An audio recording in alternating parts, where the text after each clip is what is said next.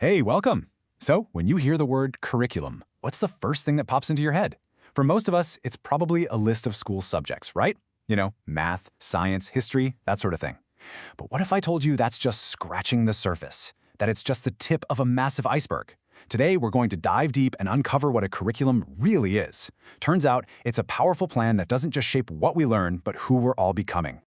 So here's our game plan. We're going to start with the basics, defining what a curriculum is. Then, we'll peel back the layers and look at all its different forms. We're even going to uncover the hidden curriculum, all the invisible lessons being taught in our schools. From there, we'll get into why this is such a hot-button issue, a real cultural battleground, before we finally see how all these huge ideas get boiled down into an actual plan. Ready? Let's go. All right, first things first. What in the world is a curriculum? Let's start right at the beginning. Now, for most of us, a curriculum is one of these things, right? It's a set of subjects, the content in a textbook, a program of studies, and look, that's a totally normal way to think about it. It's the tangible stuff, the documents and lists we all associate with being in school. But, and this is a big but, is it really that simple? If we stop there, we're missing out on the whole story. The idea is so much bigger and way more interesting than just a simple list. The word itself actually gives us a huge clue. Curriculum comes from the Latin word currere, which literally means a race course, or a course to be run. So right away, this frames education less like a pile of facts and more like a journey, a structured path designed to get a learner from point A to point B. And boy, has that path changed over the years. Way back in colonial America, the curriculum had one main job: teach kids to read the Bible. It wasn't until the late 1800s, when public schools started becoming a thing for everybody, that people began to think about curriculum as a real field of study. Then you get these landmark books from thinkers like Franklin Bobbitt and Ralph Tyler, and suddenly it's a whole professional discipline asking these really tough questions, like what should we be teaching and why? Okay, so we've got this idea of curriculum as a journey, but here's the twist. It's not just one single path. In fact, the curriculum isn't one document at all. Think of it more like an ecosystem, stretching all the way from some grand abstract vision down to the one thing a student crams for a test.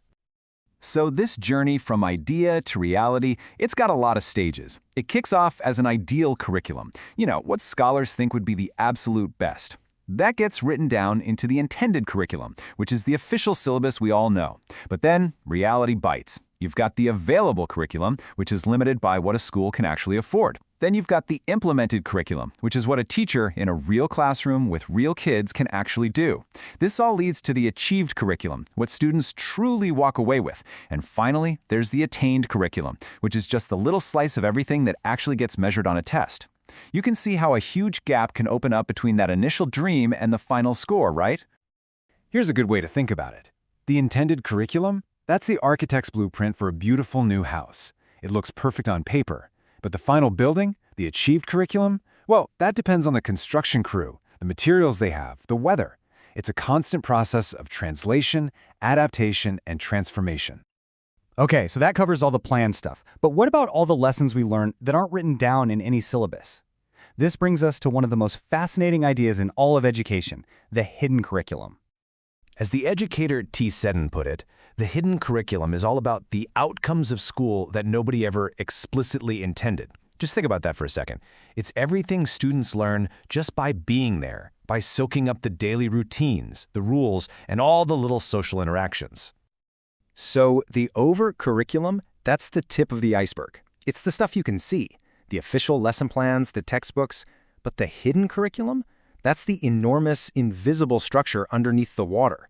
It's taught through things as simple as school rules, the social pecking order, and the everyday routines of classroom life. So what are these unwritten lessons? Well, the hidden curriculum teaches us social norms. Things like how to wait your turn, how to follow the rules, and where you fit in the social hierarchy. It teaches us about conformity and obedience. But you know what? It can also teach students how to beat the system. And maybe most importantly, it's a super powerful way of passing on the values of the dominant culture, a lot of the time without anyone ever even realizing it's happening. And that leads us to a really important question. If both the official curriculum and the hidden one are loaded with values, whose values are they?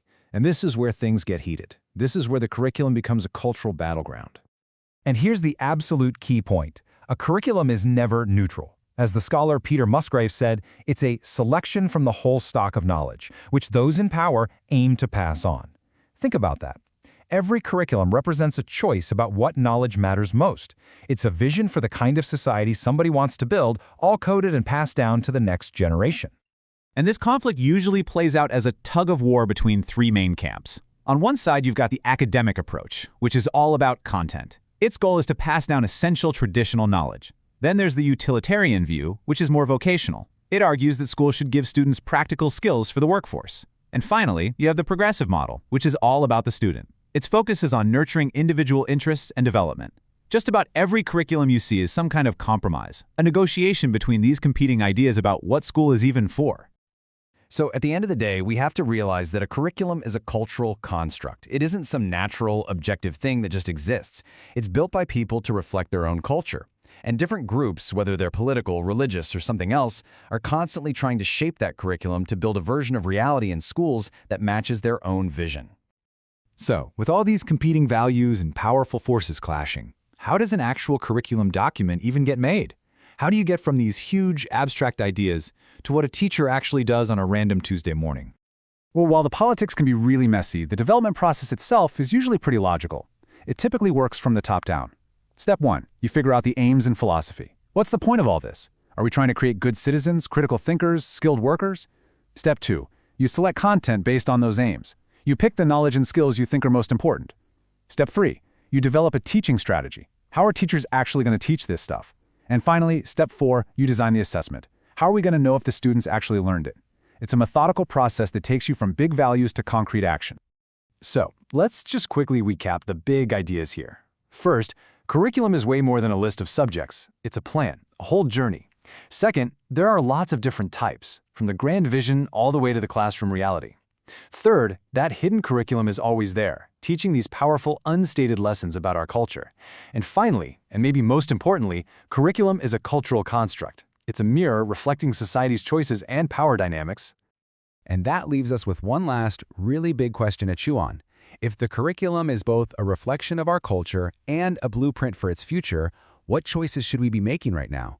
What knowledge, what skills, and what values are the most critical to pass on to the next generation? That debate is always happening, and it's a conversation that every single one of us is a part of. Thanks so much for joining me for this explainer.